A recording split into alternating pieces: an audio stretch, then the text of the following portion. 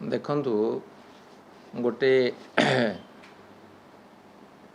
ଦେଖନ୍ତୁ ଗୋଟେ କକରୋଚ ଜନତା ପାର୍ଟି କରାହେଇଛି ଯେଉଁଥିରେ କି 20 ମିଲିୟନ୍ ମାନେ 1 ମିଲିୟନ୍ ହେଲେ 10 ଲକ୍ଷ 20 ମିଲିୟନ୍ ହେଲେ 2 କୋଟିରୁ ଉର୍ଦ୍ଧ୍ୱ ଯୁବକ ଯୁବତୀ ବର୍ତ୍ତମାନ ତାର ଫଲୋଅର୍ ହେଇଗଲେଣି।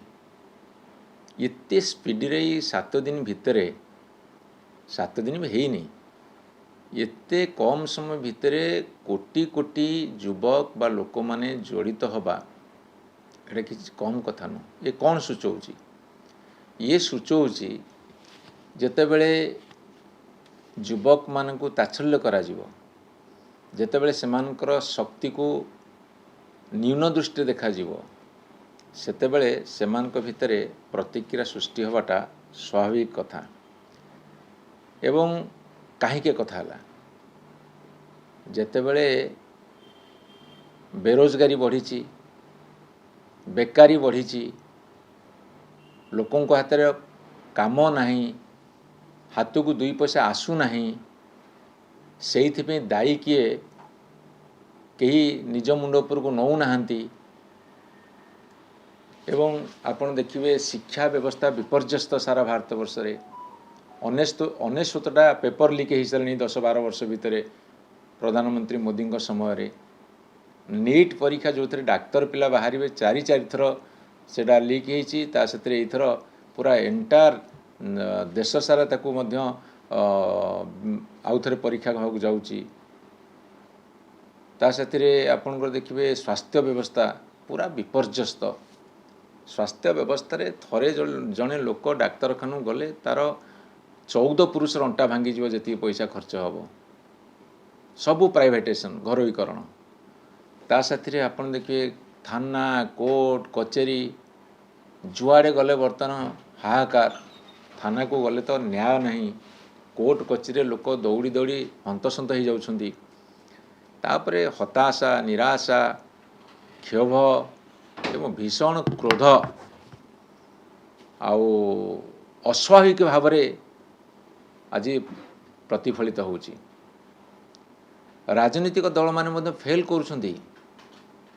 ଯେତେବେଳେ କେନ୍ଦ୍ର ସରକାର ସବୁ କ୍ଷେତ୍ରରେ ଚରମ ବିଫଳତା ଲାଭ କରୁଛନ୍ତି, ରାଜନୈତିକ ଦଳ ଯେଉଁ ଅନୁସାରେ ଲୋକଙ୍କର ପ୍ରତିକ୍ରିୟାକୁ ତୋଳି ଧରିବା କଥା ହୁଏତ ଫେଲ୍ କରୁଛନ୍ତି ବୋଲି ଆଜି ଆପଲିଟିକାଲ ଲୋକମାନେ ଯେଉଁମାନେ ରାଜନୀତି ସାଥିରେ ବିଶେଷ ଭାବରେ ଜଡ଼ିତ ନାହାନ୍ତି ପ୍ରତ୍ୟକ୍ଷ ଭାବରେ, ସେମାନଙ୍କ ମନ ଭିତର କ୍ଷୋଭ, ରାଗ, ରୋଷ, ହତାଶା, ନିରାଶା ଆଜି ଗୋଟେ ଉତ୍କଟ ରୂପ ଧାରଣ କରିକି ପ୍ରତିଫଳିତ ହେଉଛି।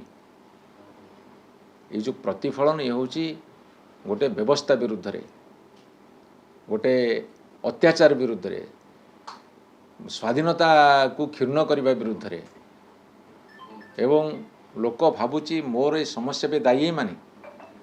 ଆପଣ ଜାଣିଛନ୍ତି ସମସ୍ୟାକୁ କେମିତି ଦୂରେଇ ଦିଆଯାଉଛି?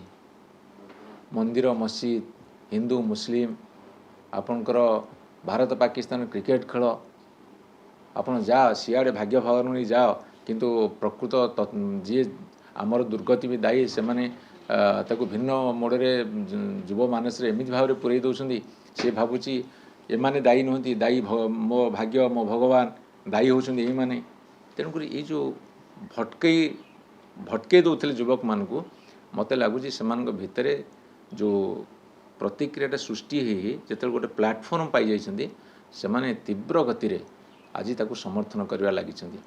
ମୁଁ ଆପଣଙ୍କୁ କିଛି ଦିନ ତଳେ କହିଥିଲି ବିପ୍ଳବ ଅବଶ୍ୟମ୍ଭାବୀ, କିନ୍ତୁ ରାସ୍ତା ପାଉନାହାନ୍ତି, ବାଟ ପାଉନାହାନ୍ତି। କେମିତି ବିପ୍ଳବଟା ତିଆରି ହେବ, ବିପ୍ଳବ କେତେବେଳେ ଜନ୍ମ ନେବ ସେଇଟା କେହି କହିପାରିବେନି। ବାଂଲାଦେଶ, ନେପାଳରେ କ'ଣ ହେଲା, ଶ୍ରୀଲଙ୍କାରେ କ'ଣ ହେଲା, ବିଭିନ୍ନ ଦେଶରେ କ'ଣ ହେଲା, ହଙ୍ଗେରୀରେ କ'ଣ ହେଲା ଏକଛତ୍ରବାଦ ବିରୁଦ୍ଧରେ। ଆପଣ ମୁଁ କହି ରଖେ ଏ କଥା ଆହୁରି ଭୟାନକ ହେବ। ଶାସକ ଗୋଷ୍ଠୀ ଆଜି ଚିନ୍ତା କର, ଆତ୍ମସମୀକ୍ଷା କର, ଆତ୍ମନିରୀକ୍ଷଣ କର। ଏ ଦୁର୍ଗତି ବି ଦାୟୀ କିଏ? ଏ ବ୍ୟବସ୍ଥା ଆଜି ଯେଉଁ ଅଚଳ ହେଇଛି ଦାୟୀ କିଏ? ଏ ବ୍ୟବସ୍ଥା ଆଜି ନିମ୍ନମୁଖୀ ହେଇଛି ଦାୟୀ କିଏ? ଆଜି ଭାରତବର୍ଷ ସମଗ୍ର ପୃଥିବୀରେ ବିଭିନ୍ନ ପାରାମିଟରରେ ବହୁତ ପଛରେ ଅଛି, ଦାୟୀ କିଏ? ତାକୁ ଖୋଜି ବାହାର କର। ଆପଣ କେତେ ଦିନ କାମ କରୁଛନ୍ତି ସରକାରମାନେ? ଏ ସରକାରମାନେ 365 ଖାଲି ମ୍ୟାନେଜମେଣ୍ଟରେ ଅଛନ୍ତି।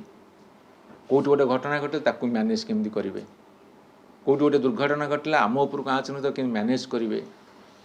ବଡ଼ ବଡ଼ ଟିଭି ଚ୍ୟାନେଲ୍, ବଡ଼ ବଡ଼ ଖବରକାଗଜ, ବଡ଼ ବଡ଼ ସଂସ୍ଥାକୁ ଧରି ପକାଇବେ, ତା ଦ୍ୱାରା ଇମେଜ୍ ବିଲ୍ଡିଂ କରିବେ।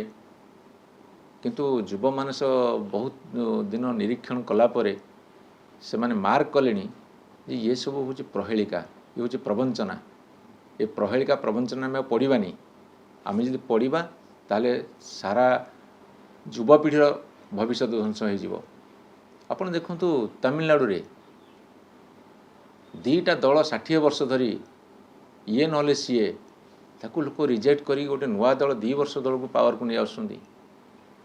ଇଏ କ'ଣ ସୂଚନା ଦେଉଛି? ଇଏ ସୂଚନା ଦେଉଛି ଲୋକ ଚାହୁଁଛନ୍ତି ଗୋଟେ ବିପ୍ଳବ, ଗୋଟେ ପରିବର୍ତ୍ତନ। କେବଳ ପରିବର୍ତ୍ତନ ନୁହଁ, ଯେହେତୁ ଲୋକଙ୍କ ପାଖରେ କିଛି ଚାରା ନାହିଁ, ଇଏ ନହେଲେ ଆକୁ, ଇଏ ନହେଲେ ତାକୁ, ଏମିତି କରୁଛନ୍ତି। କିନ୍ତୁ ମୋତେ ଲାଗୁଛି ଯୁବମାନସ ଗୋଟେ ଯଦି ସଠିକ୍ ଦିଗରେ ଆଗେଇ ଯିବେ ତାହେଲେ ଦେଶରେ ଦ୍ୱିତୀୟ ସ୍ୱାଧୀନତା ଆନ୍ଦୋଳନ ହେବ ବୋଲି କିଏ କହିପାରିବ? 75-80 ବର୍ଷର ଗଣତାନ୍ତ୍ରିକ ଶାସନ ଭିତରେ ଆମର ହେଉଛି ଯେଉଁ ଏକ୍ସପିରିଏନ୍ସ ଆମେ କରିଛେ, ଯେଉଁ ଅବସ୍ଥାର ସମ୍ମୁଖୀନ ହେଇଛେ, ସେ ବ୍ୟବସ୍ଥା ଏବଂ ଅବସ୍ଥା ଆଜି ଆମକୁ ସୂଚାଉଛି ଯେ କିଛି ଠିକ୍ ଠାକ୍ ଚାଲିନି, ଭୁଲ ଭାଲ ଚାଲିଛି। କେଉଁଠି ନା କେଉଁଠି ପ୍ରତ୍ୟେକ ମଣିଷ ମନରେ, ବିଶେଷ କରି ଯୁବକମାନଙ୍କ ମନରେ ଗୋଟେ ପ୍ରତିକ୍ରିୟା ଥିଲା। ସେ ଯେତେବେଳେ ସୁଯୋଗ ପାଇଛନ୍ତି ଆଜି ସେ ପ୍ରତିକ୍ରିୟା ସେଥିରେ ସାମିଲ ହେଉଛନ୍ତି। ଏ ପ୍ରତିକ୍ରିୟା ଯଦି ତୀବ୍ର ହେବ ଏବଂ ପ୍ରତିବାଦର ରୂପ ନେବ ତାହେଲେ ବିପ୍ଳବ ଜନ୍ମ ନେବାଟା ଥୟ। ଆପଣ ଦେଖିବେ ରାସ୍ତା ଖୋଜୁଥିଲେ, ହୁଏତ ରାସ୍ତା ମିଳେ, କ'ଣ ହେବ କହିହେବନି। କକରୋଜ ଜନତା ପାର୍ଟି କ'ଣ ହେବ ମୁଁ ଜାଣିନି। ସେ କହୁଛନ୍ତି ସେ କ'ଣ ରେଜିଷ୍ଟ୍ରେସନ କରିବେ, କ'ଣ କରିବେ, ସେ ଦୋସରା କଥା। କିନ୍ତୁ ଗୋଟେ ତୀବ୍ର ଅସନ୍ତୋଷ ଅଛି, ଅଶାନ୍ତି ଅଛି, କ୍ରୋଧ ଅଛି, ହତାଶା ଅଛି ଏବଂ ମନ ଭିତରେ ବିପ୍ଳବ କେଉଁଠି ଉଙ୍କି ମାରୁଛି। ଏସବୁର ପ୍ରତିଫଳନ ହେଉଛି ଇଏ। ବେଳ ଥାଉ ବନ୍ଧ ବାନ୍ଧ। ଭାରତବର୍ଷ ତଳେ ପଡ଼ିକି ରହିବା ଅବସ୍ଥାରେ ନାହିଁ। ସାର୍ବଭୌମତ୍ୱ ବଜାୟ ରହୁ। ଉପର ସ୍ତରରେ ରହୁଥିବା ମଣିଷମାନେ ଯେଉଁମାନେ ଶାସନ ଦଣ୍ଡ ଧରିଛନ୍ତି, ମନ ଇଚ୍ଛା ମନମୁଖୀ ଶାସନ କଲେ ଚଳିବନି। କେବଳ ମ୍ୟାନେଜମେଣ୍ଟ 365 ଦିନ ଯାକ ଦେଖିବେ ମ୍ୟାନେଜମେଣ୍ଟ ଚାଲିଥିବ, କିନ୍ତୁ ସରକାର ଛବି ମଳିନ ପଡ଼ିବନି। ଯଦି କେଉଁଠି ଗୋଟେ ଘଟଣା ଘଟିଲା ତାକୁ କେମିତି ଚପେଇ ଦେବା, ଯଦି କେଉଁଠି ଗୋଟେ କିଛି ଭୁଲ ହେଇଛି ତାକୁ କେମିତି ଦାବି ଦେବା, ଆଉ ସବୁ କଥା ଗୁଡ଼ା ଆମ ସପକ୍ଷରେ ଆସୁ, ଆମ ବିପକ୍ଷରେ କିଛି ନ ଯାଉ। ଯଦି କିଏ ସ୍ୱର ଟିକେ ଉଠିଲେ ତା ସ୍ୱରକୁ ଚାପି ଦେବା। ଗଣତନ୍ତ୍ର ଦେଶରେ ସମସ୍ତଙ୍କର କହିବାର ଅଧିକାର ଅଛି। ଗଣତନ୍ତ୍ର ଦେଶରେ ସମସ୍ତଙ୍କର ସଜେସନ୍ ଦେବାର ଅଧିକାର ଅଛି। ସବୁଗୁଡ଼ା ଆଜି ବିଲୁପ୍ତ। ମୋତେ ତ ଲାଗୁଛି ସ୍ୱାଧୀନତା ଅଛି ବୋଲି ମୋର କାହିଁ ଧାରଣା ହେଉନି। ଯେମିତି ଆଜି ଆମ ଶିକ୍ଷିତ ଗୋଷ୍ଠୀ ହୁଅନ୍ତୁ, ଆମର ସାଧାରଣ ଲୋକ ହୁଅନ୍ତୁ, ଯେମିତି ପୋଲିସ କି ଡରୁଛନ୍ତି, ଯେମିତି ଅଫିସରମାନଙ୍କୁ ଡରୁଛନ୍ତି, ଆଉ ବର୍ତ୍ତମାନ ଅଫିସରମାନେ, ପୋଲିସମାନେ ଯେମିତି ସରକାରକୁ ଡରୁଛନ୍ତି, ଇଏ ତ ସବୁଗୁଡ଼ା ପରିପନ୍ଥୀ। ଲୋକ ସବୁ ଦେଖୁଛନ୍ତି। ସୋସିଆଲ ମିଡ଼ିଆ ଏତେ ବର୍ତ୍ତମାନ ମେଜର ରୋଲ୍ ପ୍ଲେ କରୁଛି, ଆପଣ ଦେଖିଲେ ଆଶ୍ଚର୍ଯ୍ୟ ହେଇଯିବେ। ମୁଁ ମେନଷ୍ଟ୍ରିମ୍ ମିଡ଼ିଆକୁ ମଧ୍ୟ ଅନୁରୋଧ କରିବି, ଆପଣ ସ୍ୱର ଉତ୍ତୋଳନ କରନ୍ତୁ ଜନତାଙ୍କ ସେଥିରେ। ଭୟାନକ ପରିସ୍ଥିତି। ଭାଇ ଆଉ ଗୋଟେ କଥା ହେଲା, ନିତିନ ନବୀନ ଆସିଥିଲେ, ବିଜେପି ନେତାଙ୍କୁ ଦେଇଛନ୍ତି ଦିଗ୍ଦର୍ଶନ, କିନ୍ତୁ ଟାସ୍କ ଦେଇଛନ୍ତି 600 ଜିଲ୍ଲା ପରିଷଦ ଦଖଲ ପାଇଁ ରଣନୀତି କରୁଛନ୍ତି। ପଞ୍ଚାୟତ ନିର୍ବାଚନ ଆଗକୁ ଅଛି, ପୁରା ପଞ୍ଚାୟତ ଦଖଲ ପାଇଁ ଟାସ୍କ ଦେଇଛନ୍ତି ନେତାଙ୍କୁ। ବିଧାୟକମାନେ ପଞ୍ଚାୟତ କଥା ବୁଝିବେ। ବିଜେଡି କେତେ ପ୍ରସ୍ତୁତ? କଥା ହେଉଛି 2 ବର୍ଷ ପୂରିବାକୁ ଯାଉଛି ଏଇ ଜୁନ୍ 12 ତାରିଖରେ। ପଞ୍ଚାୟତ ସ୍ତରରେ କୌଣସି ଗାଁରେ ଛୋଟିଆ ମୋଟିଆ କାମଟେ ହେବାର ଆମେ କାହିଁ ଅନୁଭବ କଲୁନୁ। ପିଇବା ପାଣି ମିଳୁନି, ଇଲେକ୍ଟ୍ରି କଟୁଛି ଯେ ମାନେ 24 ଘଣ୍ଟାରୁ ବର୍ତ୍ତମାନ 18 ଘଣ୍ଟା 20 ଘଣ୍ଟା କଟିଲାଣି। 2 ଘଣ୍ଟା ଲାଇନ୍ କଟିଲେ ଅଧଘଣ୍ଟେ ଆସୁଛି। ରାସ୍ତାଘାଟ ସବୁ ଯାହା ହେଇଥିଲା ସବୁ ନଷ୍ଟ ହେଲାଣି, ତାକୁ ରିପେୟାରିଂ କରୁନାହାନ୍ତି। ନୂଆ ତ କରିବା ଦୂରେ ଥାଉ।